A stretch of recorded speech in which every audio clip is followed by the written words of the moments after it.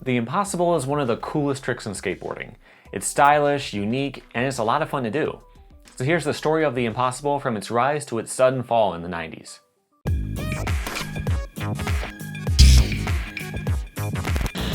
Just like most classic flip tricks, the impossible can be traced back to Rodney Mullen in the early 80s, but maybe not in the way you'd expect. He says that he was in the car with some of the Bones Brigade guys and they were talking about how a board tumbling forward in the air was impossible. Of course, an impossible as we know it flips backward, but regardless, it got the gears turning in his head. Mullen was out with an injury around that time and he started playing around in the carpet and he figured out the rap for the impossible. He says that he landed the first one a few days later when he started skating again. He doesn't give a date for this and there wasn't a lot of footage from that time. The earliest we can say for sure is 82, but we'll get to that in a second. Here's the thing, this impossible is not the trick you're used to. He was doing it with his hand from tailstop position. In 1982, Powell Peralta released this video called Skateboarding in the 80s. It's pretty rare, only about 10% of households had VCRs in those days, so there probably wasn't that big of a market for it. Anyway, he does an impossible in that video. Here's what it looks like. So it's got the wrap, but it's just thrown by hand instead of popped. These days, that trick is called a Godzilla flip, not to be confused with a Godzilla rail flip, which is totally unrelated. I'm sure a lot of you have seen lists of tricks that Mullen invented, and the dates never really make sense. This is why. Trick names changed, or one trick name might have been applied to multiple tricks at different times. It was the Wild West back then, everyone was still figuring things out. So a few months after Mullen started doing impossibles, he started hooking them with his foot instead of his hand. These days, we call that a nose hook impossible, for obvious reasons, but that name came later. In the 80s, Rodney Mullen had a trick tip column in Thrasher magazine. In January '84, he showed off the nose hook impossible, but it was simply called the impossible trick. He came up with a few variations of this, like half cabs. Even decades later, he still ends footwork lines with a half cab impossible. In '84, he was doing a half impossible to truck, and in '89, he even did a full cab nose hook with a mute grab. Even though the impossible isn't really an ollie trick, it still opened the door to the regular impossible just because there's no early grabbing or hooking your foot under the board or anything like that, so it's in the same category.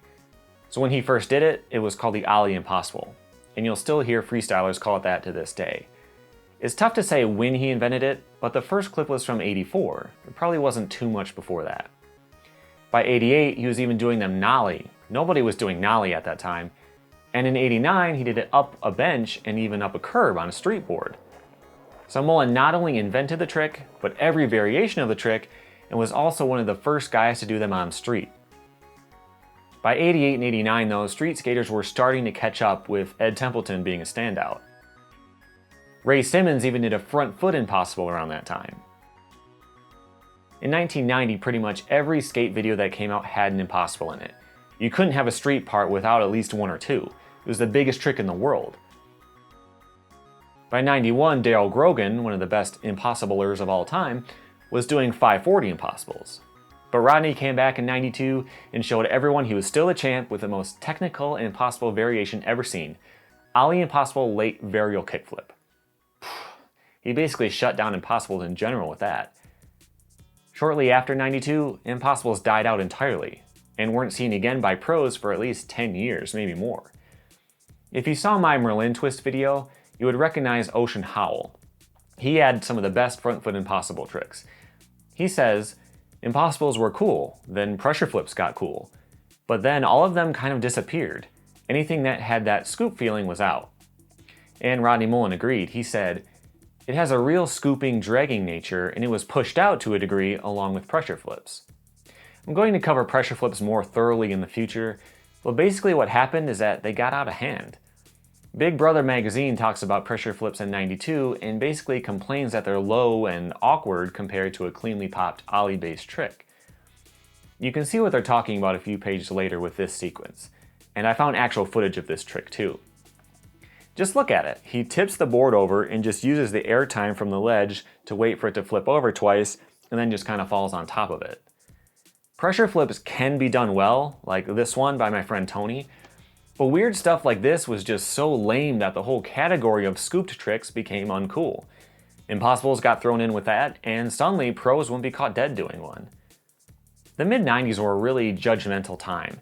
Try to do an impossible, a no comply, or a varial kickflip on video, and you'd probably get laughed off of your pro team. So that's what happened to impossibles.